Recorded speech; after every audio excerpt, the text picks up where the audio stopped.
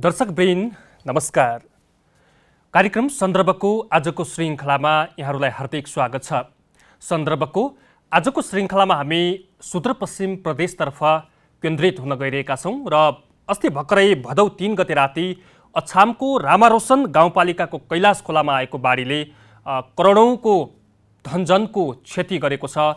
त्यहाँ बस्ती विस्थापित भएको छ, त्यहाँ लगाइएका धानबालीहरू खेतहरू बगर भएका छन् र यो विपदको घडीमा सङ्घ सरकारका गृहमन्त्री रामबहादुर थापा लगायतको टोली सो क्षेत्रमा पुग्यो र केही राहत उपलब्ध गराएर फर्किएको छ। त्यस लगतै प्रदेश सरकारले पनि आफ्नो तदारुकता देखाएर त्यस क्षेत्रका बाढी पीडितहरूलाई, त्यस क्षेत्रका विस्थापितहरूलाई पुनर्स्थापित गराउनका निम्ति प्रदेश सरकारले पनि एक किसिमको स्ट्राटेजी बनाएर अगाडि बढेको छ।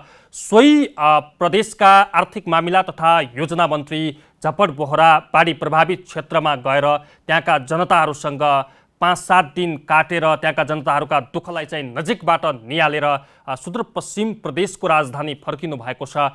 अब त्यहाँका जनताले कहिलेसम्म पुनर्जीवन पाउँछन्, त्यहाँका क्षति भएका भौतिक पूर्वाधारहरू कहिलेसम्म बन्छन्, जनताका घर दैलोमा जाँदाखेरि जुन मन्त्री बोहराको जुन हिँडाइ लवाई खुवाई पहिरन त्यसको सामाजिक सञ्जालमा समेत एक किसिमको चर्चा भएको थियो। हामी विदेशका राष्ट्रनायकले गर्ने प्रवृत्ति र नेपालमा चाहिँ हाम्रा नेताहरूले गर्ने प्रवृत्तिलाई चाहिँ जसरी कम्पेयर गरेर हेरिरहेका थियौँ त्यो दृश्य अलिक फरक खालको देखिएको थियो र उहाँले चाहिँ जनताका भावनाहरूलाई बुझेर अगाडि बढेको भान भएको थियो र यसलाई चाहिँ यथार्थतामा बदल्न र त्यहाँका बाढी पीडितका आँखामा आएका आँसुहरूलाई पुस्नका निम्ति प्रदेश सरकार कसरी अगाडि बढेको छ आज यिनै सेरोफेरोमा रहेर हामी कुराकानी गर्न गइरहेका छौँ, जसका निम्ति सुदूरपश्चिम प्रदेशका आर्थिक मामिला तथा योजना मन्त्री झपट बोहरा हामीसँग जोडिनु भएको छ। मन्त्रीज्यू, यहाँलाई स्वागत छ। धन्यवाद। अछामको रामारोशन गाउँपालिकाको कैलाश खोलामा जुन भदौ 3 गते बाढी आयो, बाढीबाट धेरै ठुलो धनजनको क्षति भएको छ। तपाईँ सोही स्थानमा पुगेर प्रदेश फर्किनु भएको छ, त्यहाँको वस्तुस्थिति के पाउनुभयो, यतैबाट सुरु गरौँ। भदौ 3 गते नभएर भदौ 2 गते आएको अकल्पनीय बाढीले गर्दाखेरिमा त्यहाँ धेरै ठुलो क्षति हुन गएको छ, जन र धनको क्षति हुन गएको छ। 17 जना हाम्रा परिवारका सदस्यले ज्यान गुमाएका छन्। त्यहाँ चौपाया, उर्वर भूमि, बाली लगाएको जमिन अनि तपाईँको चाहिने मानव बस्ती यो सबै जोखिमपूर्ण अवस्थामा रहेको छ। प्रकृतिले एकदमै अहिले कहर त्यो क्षेत्रमा ल्याएको छ। त्यहाँ कमसे कम राहतको लागि त्यहाँ कमसे कम तपाईँको चाहिने प्राथमिकताका साथमा पीडितहरूलाई तपाईँको सहयोग गर्नुको लागि म त्यो क्षेत्रमा गएको थिएँ। लगभग 1 हप्ता जति म त्यहाँ बिताएँ। प्रत्येक क्षेत्र जहाँ पीडित छन्, जहाँ बाढी पहिरो आएको छ, जहाँ जोखिमको सम्भावना रहेको छ त्यहाँ मैले निरीक्षण गरेको छु, मैले भेटघाट गरेको छु। 17 जना जो हाम्रा परिवारका सदस्यले ज्यान गुमाउनु पर्यो तिनका सबै परिवारलाई मैले भेटेर आएको छु। स्थानीय तहलाई भेटेको छु, त्यहाँको जनप्रतिनिधिलाई भेटेको छु र पार्टी पङ्क्तिलाई पनि मैले भेटेको छु र समग्रमा त्यहाँको भूगोल र त्यहाँको जनसमुदाय हेर्दाखेरिमा धेरै अप्ठ्यारो परिस्थितिको सामना गरिरहेको बेहोरा मैले देखिराखेको छु। सडकलाई बगाएको छ, घरहरू बगाएको छ, बस्ती बगाएको छ, जुन खेतमा लागेको धानबाली समेत नष्ट गरेको छ, खेतै बगरमा परिणत भएको छ। यो अवस्था हेर्दा अछाममा यति ठुलो विपद आएको यो पहिलो पटक हो या यसभन्दा अगाडिका श्रृङ्खलाहरू के थिए, त्यतातिर पनि अलिकति ध्यान दिउँ न। सानातिना प्राकृतिक प्रकोपले विपद त निम्त्याउने नै गरेको थियो, तर मैले त्यहाँ स्थानीय बासिन्दासँग कुरा सोद्धाखेरिमा लगभग 150 वर्ष यति किसिमको ठुलो क्षति हुने किसिमले प्राकृतिक प्रकोप आएको छैन भन्ने कुरा मलाई जानकारी गराउनु भएको छ। र त्यहाँ विशेष गरेर बानीगढी गाउँपालिकाको वडा नम्बर 6 प्रभावित परेको छ। त्यस्तै मङ्गलसिंह नगरपालिका वडा नम्बर 14 पनि प्रभावित परेको छ। रामारोशनका सबै वडाहरू प्रभावित परेका छन्। त्यस्तै साफेबगरका पनि केही वडाहरू त्यहाँ प्रभावित परेका छन्। त्यसले गर्दा त्यहाँको स्थिति कस्तो छ भने अहिले विशेष गरेर एउटा मोट्रेबल पुल बानीगढी गाउँपालिका र तपाईँको रामारोशन गाउँपालिका र मङ्गलसिंह नगरपालिकाको बिचमा रहेको छ। त्यसलाई सेरीको पुल अथवा शिलाको पुल भन्ने गरिन्छ। त्यसको पनि एउटा ठाउँबाट कटान गरेर पानी बगिराखेको थियो। र त्यो ठाउँमा पुलको चाहिँ नि ब्रिज चाहिँ खम्बा चाहिँ त्यही नै थियो, पिलर चाहिँ त्यता नै थियो, र पानी आएको कारणले गर्दाखेरि पानीले अरू सतह बगाउँदाखेरिमा मान्छेलाई आवत जावत गर्न गाह्रो थियो। त्यहाँ सडक विभागका डिभिजन कार्यालयका प्रमुखसँग समन्वय गरेर अहिले सामान्य त्यो पुलको छेउमा रोडा हाल्ने काम भइराखेको छ र सामान्य मान्छे जाने आउने कारण भइराखेको छ। त्यस्तै तपाईँको चाहिँ नि शिलाको सेरी पुलदेखि लिएर माथि मुजाबगरसम्मको बाटो एकदमै तहस नहस छ र मुजाबगरदेखि लिएर रामरोशन गाउँपालिका वडा नम्बर 5 को सैनी बजार जहाँ अहिले तपाईँको मरुभूमिमा परिणत भएको छ, त्यहाँमा पनि नदीले कटान गरेर तपाईँको 22 घरहरू बगाएका छन्। 17 जना मान्छेले तपाईँको ज्यान गुमाउनु पर्ने परिस्थिति छ। त्यहाँ पनि त्यो जो सडक सञ्जाल छ एकदमै टुटेको छ। विद्युत गिरह जो त्यहाँ छन्, 8 वटा लघु जलविद्युत आयोजनाहरू त्यो खोलामा थिए, ती 8 वटालाई पूर्ण रूपमा क्षति गरेको छ र त्यहाँ सञ्चार पनि छैन। खाद्यान्नको ढुवानीको व्यवस्था पनि गाह्रो भइराखेको परिस्थिति रहेको छ र दुखी बिमारीहरूलाई आवत जावत गर्नको लागि पनि पैदल मार्ग छैन। म त्यहाँ पुगिसके भनेपछि मैले त्यहाँ स्थानीय तहसँग समन्वय गरेँ र त्यहाँ समन्वय गरेर 2 दिनभित्र बाटो बन्नु पर्दछ र त्यस बाटोको लागि चाहिने रकम हामी उपलब्ध गराउँछौँ भनेर त्यहाँ 300-400 जनाले कमसे कम अल्पकालीन बाटो सैनी बजारदेखि लिएर मुजाबगरसम्मको लागि स्थानीय तहको तपाईँको समन्वयमा त्यहाँ बाटो बनेको छ। तर त्यो बाटो अल्पकालीन मात्रै रहेको छ, किनभने एकातिर माथिबाट पहिरो आएर त्यो बाटोलाई त्यहाँबाट बगाइदिन्छ, अर्कोतर्फ तलतिरबाट कैलाश माथि पानी पर्यो भने कैलाशको नदीको सतह माथि बढ्न जान्छ र त्यसले पनि त्यो बाटोलाई बगाइदिन्छ। तर अहिले जेन तेन अल्पकालीन मानिस हिँड्ने सडक गरिएको त्यहाँ निर्माण भएको छ, त्यसले गर्दाखेरिमा सहज भएको छ। र मैले गाउँपालिकाको प्राविधिकलाई र गाउँपालिकाको अध्यक्ष रामरोशन गाउँपालिकाको अध्यक्ष झङ्कर साउजीलाई पनि मैले अनुरोध गरेको छु, छिटोभन्दा छिटो व्यवस्थित रूपमा पहिला सडक मार्ग हामीले बनायौँ भने तत्पश्चात खाद्यान्नको आपूर्ति हामी दुखी बिमारलाई फलतिर ल्याउन सक्ने र मानिसको जीवन सामान्य रूपमा पूर्व अवस्थामा फर्काउनको लागि सजिलो हुन्छ भनेर राखेका छौँ। जस्तो मन्त्रीज्यू, हामी अलिकति तपाईँ जुन त्यो ठाउँमा पुग्नुभयो, तपाईँ हिँडिरहेको दृश्य सामाजिक सञ्जालमा अलिकति भाइरल भएको थियो, धेरैले त्यसलाई चाहिँ हेरेका थिए, सेयर गरेका थिए। त्यो अवस्था हेर्दाखेरि तपाईँ हिँड्ने बाटो नै तपाईँले ढुङ्गा पन्छाएर कतिपय ठाउँमा पानीमा चाहिँ हिँडेर चाहिँ त्यसरी चाहिँ त्यहाँ छिचोल्दै हुनुहुन्थ्यो। त्यो अवस्था हेर्दाखेरि त्यहाँको पुनर्निर्माणको स्थिति के हुन्छ, कहिलेसम्म हामी चाहिँ पुनर्निर्माण गर्न सक्छौँ, त्यहाँ भत्किएका संरचनाहरूको मोटामोटी तथ्याङ्क हेर्दा चाहिँ के कति क्षति भएको छ, अलिकति डाटामा केही भन्न सक्नुहुन्छ? अब हेर्दाखेरिमा कस्तो छ भने मैले त वास्तवमा तपाईँको चाहिने जोखिम मोलेर नै गएको हुँ। म जानुपर्ने पनि मेरो लागि परिस्थिति थियो, किनभने म त्यो क्षेत्रबाट निर्वाचित प्रदेश सभाको प्रत्यक्ष तर्फको सांसद हुँ र मेरो कर्तव्य र मेरो जिम्मेवारी हो। म जसले ज्यान गुमाए उनीहरूको जीवन पूर्वत अवस्थामा त ल्याउन सक्दैन, तर त्यहाँका दुखी पीडितलाई म त्यो दुख पीडामा सहभागी जताउनुको लागि गएको हुँ र त्यहाँ प्रकृतिले गरेको कहरलाई मैले निरीक्षण पनि गर्न गएको हुँ। अब त्यो पूर्ववत अवस्थामा आउनुको लागि धेरै ठुलो बजेटको आवश्यकता पर्छ र त्यसलाई ल्याउनुको लागि प्रदेश सरकार प्रतिबद्ध छ र त्यहाँ जयगढ रामरोशन मार्ग जो छ त्यो लगभग 40 किलोमिटरको मार्ग रहेको थियो, त्यो पूर्णतया ध्वस्त पारेको छ। त्यो गत वर्षबाटदेखिको काम सुरु भइसकेको थियो। यो वर्ष पनि अब बर्खायाम समाप्त भइसकेपछि निरन्तर रूपमा अगाडि बढ्नुपर्ने थियो। त्यो बाटोलाई पनि सबैभन्दा बढी क्षति पुगेको छ। त्यो बाटोलाई पूर्ववत अवस्थामा फर्काउनुको लागि मैले सम्बन्धित ठेकेदारलाई चाहिँ कुरा गरिसकेको छु र उहाँले पनि के सम्भव हुन्छ म गर्छु भन्नुभएको छ। मलाई के लाग्छ भने यदि हामीले यसलाई समयमै पहल गरेनौँ भने यस क्षतिले हामीलाई 10-15 वर्ष पछाडि धकेल्न सक्छ। त्यसैले हामी अब तीव्र रूपमा, व्यवस्थित रूपमा र वैज्ञानिक रूपमा त्यो बाटोको, त्यो बस्तीको र त्यो ठाउँको हामी पुनर्व्यवस्थापन गर्छौँ र त्यसको लागि विज्ञको टोली जाँदैछ र प्रदेश सरकारको तर्फबाट धेरै कुराहरूको निर्णय भइसकेको छ र भूगर्भविद गएर दिएको प्रतिवेदनको आधारमा र हामी पुनः रिडिजाइन र रिप्लानिङ गर्नुपर्ने अवस्था छ भने पनि त्यसमा पनि सोच विचार गर्छौँ र आवश्यकता अनुसारमा निर्णय गरेर कार्यान्वयन गर्छौँ र त्यहाँ स्रोतको अभाव नहुन दिने गरी प्रदेश सरकारले काम गरेको बेहोरा म तपाईँको सञ्चार माध्यमबाट आम जनतालाई म चाहिँ अवगत गराउन चाहन्छु। जस्तो यो सैनी बजार, मुजा बगर लगायतका ती जति पनि बाढी प्रभावित क्षेत्रहरू छन् ती चाहिँ नदीको नजिक रहेकै कारणले, नदीको किनारमा रहेको कारणले चाहिँ यति ठुलो क्षति बेहोरेको कुराहरू छ। यो क्षति हुनुको कारण नदीमा बाढी आउँछ भन्ने पूर्व सङ्केत अर्थात् चाहिँ यस पूर्व चाहिँ त्यहाँका पीडितहरूलाई जानकारी नहुनु, त्यहाँका बासिन्दालाई जानकारी नहुनु हो, या चाहिँ त्यो माथि रहेको ठुलो रामारोसनमा रहेका तालहरू चाहिँ फुटेका कारणले यो परिस्थितिको सिर्जना भएको हो? यतिका वर्षसम्म नआउने बाढी एक्कासी चाहिँ कसरी आएर चाहिँ त्यत्रो झन्झनको क्षति भयो, यसको पूर्व आकलन केही भएको छ?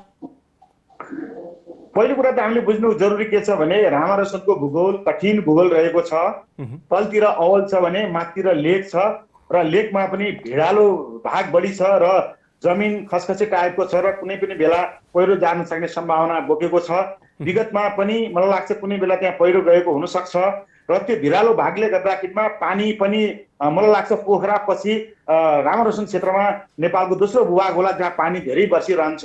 त्यो एकदमै भिरालो र पहाडी र उच्च भूभाग भएको कारणले गर्दाखेरि पनि जोखिमपूर्ण रहेको छ।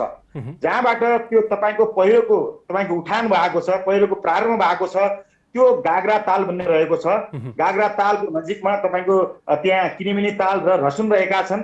त्यहीको छेउबाट पहिरो आएर तपाईँको चाहिने त्यहाँ धनेसल्ला भन्ने एउटा गाउँ रहेको छ। धनेसल्लाको छेउमा औँला घाट रहेको छ। त्यो औँला घाटदेखि तलतिर तपाईँको स्वर्ण बस्ती छ। त्यस बस्तीबाट तपाईँको 10-12 वटा घर त्यहाँ बगाएका छन् र त्यो तपाईँको औँला घाटमा पनि ठुलो तपाईँको 50 मिटर गहिरो र 400-500 मिटर लामो तपाईँको त्यहाँ खाड्डल पुरेर नदीले कटान गरी माथि औँला घाटले छेकेको छ र नन्दामाता देवीको थान त्यहाँ माथि रहेको छ चाका भन्ने ठाउँबाट, जो कि त्यहाँ कैलाश खोलाको उद्गम स्थल दुईटा ठाउँ रहेको छ। एउटा चाकाको तर्फबाट आउने खोलाबाट र अर्को चाहिँ तपाईँको चाहिने यो रामारोसनको तपाईँको तालबाट आउने ठाउँबाट। र त्यो ठाउँबाट आउने खोलाले जुन ठाउँमा मिल्छ त्यो ठाउँबाट पहिरोको प्रारम्भ भएको छ र त्यहाँनिर बस्ती धनेसल्ला, जाततोला, बक्सर, धम्काले, तपाईँ तल्लो पातल, अनि तपाईँको चौका, अनि तपाईँको चाहिँ नेताकोट र दास बस टोल भन्ने रहेको छ। यी सबै तपाईँको जोखिममा परेका छन्। त्यहाँ कमसेकम 200-250 भन्दा बढ्ता घर रहेका छन्। ती घरको छेउमा भिरालोतिर, दायाँतिर, बायाँतिर तपाईँको चाहिँ पहिरो छ। दिउँसो त्यहाँ घरमा काम गर्न गएर बसे तापनि आम त्यहाँका बस्तीवासीहरू राति त्यो घर छोड्नु पर्ने त्यहाँको बाध्यता छ। त्यस्तै वडा नम्बर 6 भटाकाटेमा तपाईँको त्यहाँ चाहिँ आँडेघाट भन्ने ठाउँ रहेको छ। त्यसको तलतिर पनि तपाईँको पहिरो परेको छ, पहिरो आएको छ। त्यो तलतिर तपाईँको त्यहाँ घेग्रा ताल भन्ने रहेको छ। त्यो 12 बण्ड भन्ने जो ताल मध्ये एउटा ताल त्यो घेग्रा ताल पनि हो। त्यो घेग्रा तालमा माथिबाट पहिरो आएर पानी भरिएको छ, तपाईँको लेदो भरिएको छ, तलतिर पानी छ।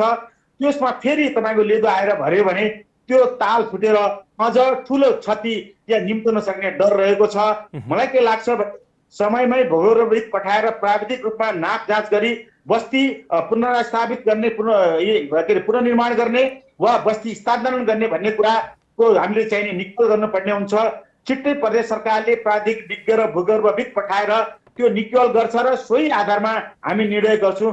त्यसैले रामारोसन गाउँपालिकाको वडा नम्बर 5 मा रहेको अल्लेडी भन्ने ठाउँमा पनि 5-6 वटा ठाउँमा पहिरो आएको छ। एकदमै हिमाली छ। हिउँदोमा त्यहाँ तपाईँको पुसमाघतिर त्यहाँ हिउँ पर्ने पनि गरेको छ। त्यहाँका 150-200 बस्तीहरू, घरहरू त्यहाँ पनि तपाईँको जोखिममा रहेका छन्। जस्तै वडा नम्बर 6 दर्ना पनि बानीगढी गाउँपालिकाको वार्ड नम्बर 6 पर्छ, त्यो पनि तपाईँको जोखिमपूर्ण रहेको छ। त्यस्तै मगलचेन नगरपालिकाको वार्ड नम्बर 14 पनि जोखिमपूर्ण रहेको छ भने तपाईँको सामेबगान नगरपालिका पनि जोखिमपूर्ण रहेको छ। त्यो कैलाश खोलाको मुहानदेखि लिएर ठेकसम्मको मैले कुराकानी गरेँ। अनि बुढीगङ्गाले पनि सामेबगान नगरपालिकाको तपाईँको चाहिने त्यहाँ रहेको बैजनाथ क्षेत्र, बागमणी क्षेत्र र एयरपोर्टमा पनि त्यहाँ जोखिम निम्ति आएको छ बुढीगङ्गाको कारणले गर्दाखेरिमा। त्यतातिर पनि हाम्रो ध्यान जानु जरुरी छ। विशेष गरेर पहाडी भूभाग रहेको रामारोसन गाउँपालिकामा दायाँ र बायाँ तर्फमा तपाईँ नदीले कहिले यता बग्ने कतै उता बग्ने, त्यो गर्दाखेरिमा माथिबाट आउने ढुङ्गा, पानी र तपाईँको चाहिने ठुला ठुला रुखले गर्दाखेरिमा जहाँ त्यो थुप्रिन्छ त्यसको अर्को छेउबाट त्यसले बग्ने गर्छ र त्यहाँ पहिरो र त्यहाँ तपाईँको घरमा जोखिम र बस्तीमा जोखिम निम्त्याउने काम गरेको छ। त्यसैले गर्दा समग्रमा त्यसको हामीले चाहिने समीक्षा गर्न, त्यसको निरीक्षण गर्न र भूगर्भविद र प्राविधिक टोली पठाएर हामीले निकाल र निकास गर्नुपर्ने जरुरी छ। त्यो प्रतिवेदन आइसकेपछि विज्ञको हामी बस्ती पुनर्निर्माण गर्ने या स्थानान्तरण गर्ने भन्ने कुरामा अगाडि बढ्छु। र अहिले हाम्रो प्राथमिकता जसरी पनि गोरेटो बाटो बनाएर त्यहाँ रामरसमा त्यहाँको आम मान्छेको जीवन सहज बनाउने, खाद्यान्नको आपूर्ति गर्ने, औषधिको चाहिने अभाव हुन नदिने र तपाईँको चाहिने जोखिमपूर्ण रहेका बस्तीहरूलाई व्यवस्थित गर्नको लागि हामी लागि पर्ने भन्ने कुरा हाम्रो बीचमा छलफल र हामी त्यही अनुसारले कार्यान्वयन गरिराखेका छौँ। एकातिर कोरोनाको कहर छ, एकातिर कोरोनाबाट आम मानिस चाहिँ कोरोनाको कहरले त्राहिमाम छन्। कोरोनाको कहर एकातिर दैनिक ज्याला मजदुरी गरेर खाने वर्गका मानिसहरू चाहिँ तडपिएका छन्। यो अवस्थामा फेरि बाढीले अर्को विपद निम्ति आएको छ। उनीहरूलाई खाद्यान्न र बसोबासको स्थिति जुन चाहिँ जति मरेर गए 17 जना उनीहरूले मृत्युवरण गर्नु पर्यो र त्यसबाहेकका अन्य विस्थापित परिवार यहाँले भने जस्तो जुन जुन बस्तीहरू जोखिममा परेका छन् यिनीहरूको दीर्घकालीन समाधानका लागि र उनीहरूलाई अहिले आवश्यक पर्ने खाद्यान्नको व्यवस्थापन चाहिँ कसरी भइरहेको छ? खाद्यान्न अभाव हुन नदिनुको लागि हामीले यथेष्ट रूपमा काम गरिराखेका छौँ। जस्तै म जाँदाखेरिमा पनि 6800 केजी चामल, 200 केजी दाल र त्यस्तै तपाईँको केही औषधिका उपकरण लिएर गएका थियौँ। मैले 3,62,000 सामान मेरो निजी तर्फबाट मैले रामरसनका जनतालाई हस्तान्तरण गर्नको लागि रामरसन गाउँपालिकाका अध्यक्षलाई मैले हस्तान्तरण गरेर आएको छु। त्यस्तै अरू सङ्घ सङ्गठनले पनि दिइराखेका छन्। त्यस्तै सङ्घीय सरकारका मान्य मन्त्रीजी जानुभएको छ, उहाँले पनि दिइराखेका छन्। स्थानीय तहले पनि सहयोग गरिराखेको छ। मलाई के लाग्छ भने त्यो सहयोगलाई अलिकता व्यवस्थित गर्नु जरुरी छ। हामीले रामरसनको मुजाबगरमा रामरसन गाउँपालिकाको कार्यालय रहेको छ, या मूल डिपो राख्नु पर्दछ र अर्को डिपो हामीले चाहिने खाल बजार र त्यसपछि त्यहाँ सैनी बजारको क्षेत्रमा राख्नुपर्छ। त्यसले गर्दाखेरि त्यहाँ सहजता आइपर्न सक्छ र सहज रूपमा खाद्यान्नको ढुवानी हुन सक्छ। किनभने एकै ठाउँमा राख्यो भने त्यो ढुवानी गर्न सम्भव हुँदैन र प्रतिकूल मौसमको कारणले गर्दाखेरि त अझै धेरै गाह्रो पर्छ। त्यसले हामीले केही पीडितहरूले चाहिँ राहत नपाएको, खाद्यान्न नपाएको भनेर कहीँ कतै गुनासो पनि आएको थियो। यसलाई चाहिँ व्यवस्थापन गर्न नसकिएको हो वा चाहिँ पाउँदै यस्तो समस्या भएको? यसलाई कसरी बुझ्नु भएको छ? दुईटा कुरा म यसलाई निवेदन गर्न चाहन्छु। एउटा कुरा त के छ भने स्थानीय तहबाट नै खाद्यान्न वितरण गर्ने हो र उहाँले गर्ने प्रयत्न गरिराख्नु भएको छ। अहिले प्रतिकूल मौसम र बाटो नभएको कारणले गर्दाखेरिमा सम्पूर्ण जो अहिले पीडित छन् तिनलाई राहत बाँड्नको लागि तथ्याङ्क सङ्कलन भइराखेको छ। आज भोलितिर नै राहत वितरण हुन गइरहेको छ। मलाई के लाग्छ भने व्यवस्थित रूपमा राहत वितरण गर्नको लागि तथ्याङ्क सङ्कलन हुनु जरुरी छ र मौसमको तपाईँको अनुकूलता हुनु पनि जरुरी छ र बाटो पनि सही ढङ्गले अगाडि हामीले व्यवस्थित गर्नु जरुरी छ। यी सबैको तारतम्यता कायम भयो भने अनि इफेक्टिभ रूपमा राहत वितरणको काम हुन सक्छ र जो शत्रु परिवार छन् उनीहरूले त पाइसकेका छन् केही मात्रामा र केही मात्रामा क्रिया खर्च पनि पाइसकेका छन्। माननीय मुख्यमन्त्री त्रिलोचन भट्टज्यू पनि अबको 2-3 दिनभित्र त्यहाँ रामरसनतर्फ बाजुरा र बझाङतर्फ जाने उहाँको कार्यक्रम रहेको छ। अहिले नै म उहाँले भेटेर मैले अछाम जिल्लाको बारेमा ब्रिफिङ गरेर आएको छु। उहाँ पनि जाँदै हुनुहुन्छ। मलाई के लाग्छ भने अबको केही दिनभित्रै सबै कुराहरू व्यवस्थित रूपमा अगाडि जान्छन् र जुन सामान्य ससानो कुरा एउटा गुनासोको रूपमा आएको छ त्यसको समाधान हुन्छ भन्ने मलाई लागेको छ। अहिले विशेष परिस्थिति र कठिन भूगोल र यो चाहिँ समय प्रतिकूलताको कारणले गर्दाखेरिमा केही अपवादको रूपमा केही व्यवस्थित नहुन सकेको कुरा होला जस्तो मलाई लाग्छ।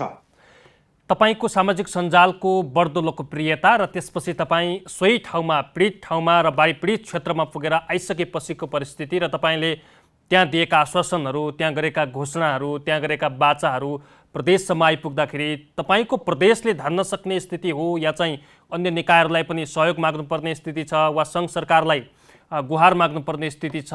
त्यहाँको सबै कुराहरूलाई चाहिँ पूर्ण बनाउनका निम्ति तपाईँहरूको तयारी, तपाईँहरूको प्लान के कसरी अगाडि बढिरहेको छ?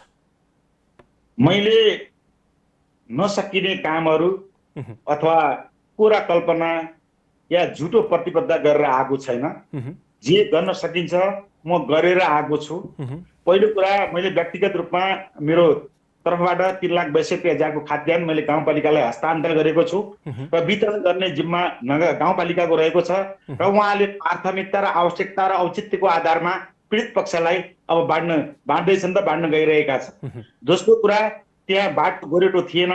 म जाँदाखेरिमा पनि एकदमै कठिन परिस्थितिमा त्यहाँ पुगेको थिएँ। मैले त्यहाँ बैठक बोलाएर स्थानीय तहसँग पनि बैठक गरेर के भने मेरो निर्वाचन कोषबाट भोलि भुक्तानी हुने गरी अहिले बाटो बनाउनु पर्दछ तपाईँ वित्तीय स्रोतको तपाईँको समस्यामा नअल्झिनुहोस्, बाटो बनाउनुहोस्। जबसम्म रामरोशनमा बाटो बन्दैन तपाईँको मुजफ्फरगढदेखि तपाईँको सैनी बजारसम्म, तबसम्म म रामरोशन क्षेत्रबाट जाँदैन मैले भने।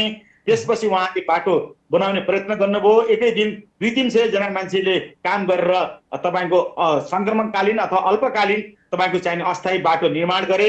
त्यसपछि म झरेको हुँ र त्यहाँ अहिले पनि जयगढ रामरोशनको लागि 27 करोड रुपियाँ बजेट नियमित रूपमा त्यहाँ विनियोजन भएको छ र त्यहाँ अहिले गत वर्ष ठेका भइसकेको छ त्यो बाटोको। मलाई के लाग्छ भने अब यो वर्षायाम समाप्त हुँदै साथमा बाटो खन्ने अथवा बाटो बनाउने प्रक्रिया पुनः सुरु हुन्छ र व्यवस्थित हुन्छ र त्यहाँको खाद्यान्नको स्थितिलाई तपाईँको व्यवस्थित गर्नको लागि मैले स्थानीय तहलाई आवश्यक समन्वय गरिराखेको छु। त्यहाँका जनतालाई, त्यहाँको राजनीतिक पार्टीलाई समन्वय गरिराखेको छु। मैले आउँदाखेरिमा सिडिओ साहब र डिएसपी साहबसँग पनि कुरा गरेर आएको छु। मैले सम्बन्धित ठाउँका अरू जो छन् स्थानीय तह जस्तै मङ्गलसेन नगरपालिकाका मेयर पदम बहादुर कोराज्यू, त्यस्तै सामेपटा नगरपालिकाका मेयर कुलबहादुर कुँवरज्यू, त्यस्तै जयगढ गाउँपालिकाका तपाईँको चाहिने अध्यक्ष तपाईँको राजेन्द्र खड्का, उहाँसँग पनि समन्वय गरेर आएको छु। एकै दिनमा मैले बैठक बसालेर 3 जना स्थानीय तहका प्रमुखसँग उहाँलाई पनि सहयोगको लागि आह्वान गरेको छु र उहाँ पनि उहाँको क्षेत्र पनि पीडित र तपाईँको चाहिने डुबानमा रहेको छ। तलतिर तपाईँको चाहिने खेत बगाएको छ, कतिपय घर बगाएका छन्।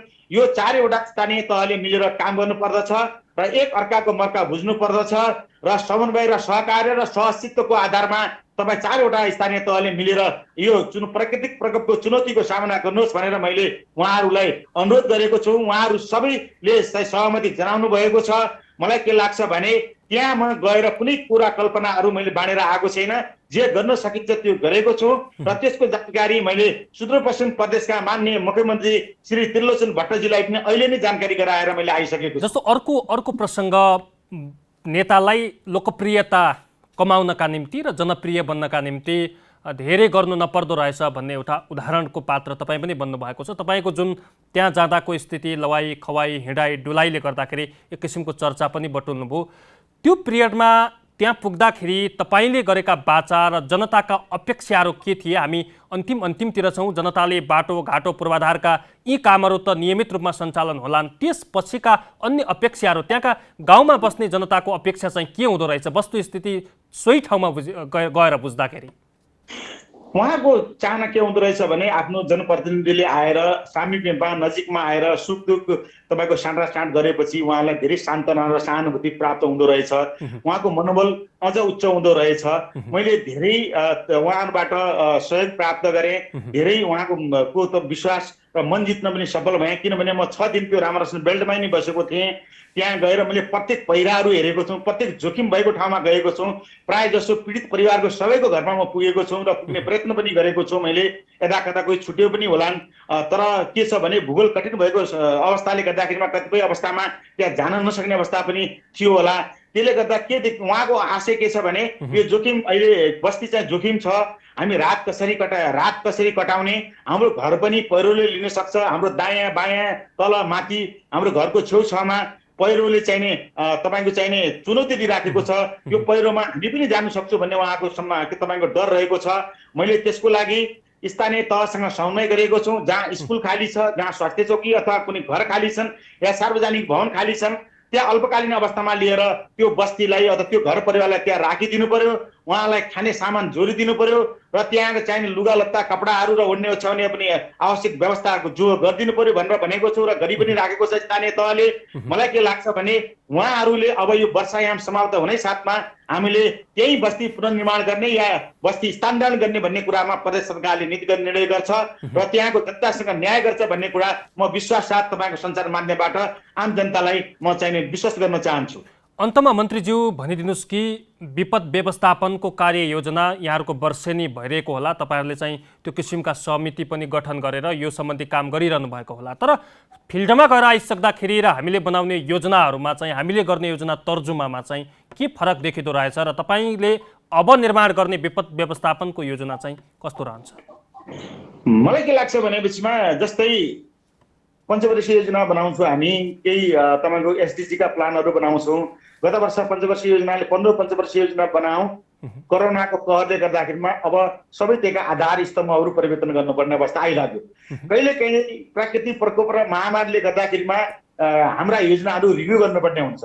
त्यस्तै रामरसन गाउँपालिकाको कुरा गर्नुहुन्छ भने या बानीगढी जगन गाउँपालिकाको या सापेबगर नगरपालिकाको या मङ्गलसिया नगरपालिकाको अहिले यो प्राकृतिक प्रकोपले जो कहर तपाईँको ल्याएर आएको छ हामीले पनि अब रिभ्यू गर्नु जरुरी छ। हिजो हामीले जुन ठाउँमा बाटोघाटो बनाउँछु भनेका थियौँ त्यहाँ अब त्यो बाटोघाटो सुचारू रूपले सञ्चालन हुन सक्ने अवस्था छ कि छैन।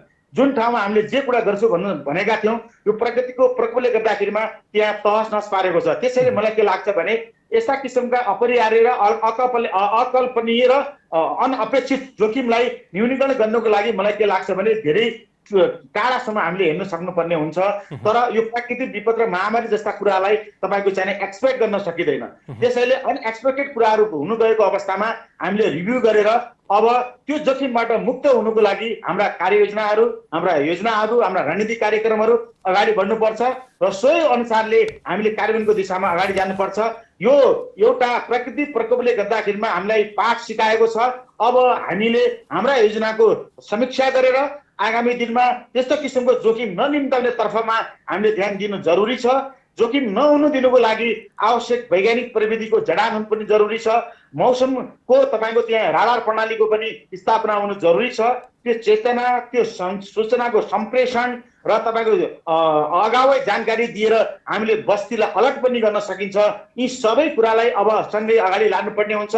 ठुलो लेसनको रूपमा यो प्रकोपले हामीलाई एउटा पाठ सिकाएको छ र आगामी दिनमा जोखिम न्यूनीकरणको लागि प्रदेश सरकारले कुनै कसर बाँकी नराखेर कार्यान्वयनको चरणमा अगाडि बढ्छ भन्ने कुरा म यहाँको सञ्चार माध्यमबाट अवगत गराउन चाहन्छु। हस्, यहाँको समयका लागि म धेरै धेरै धन्यवाद दिन चाहन्छु।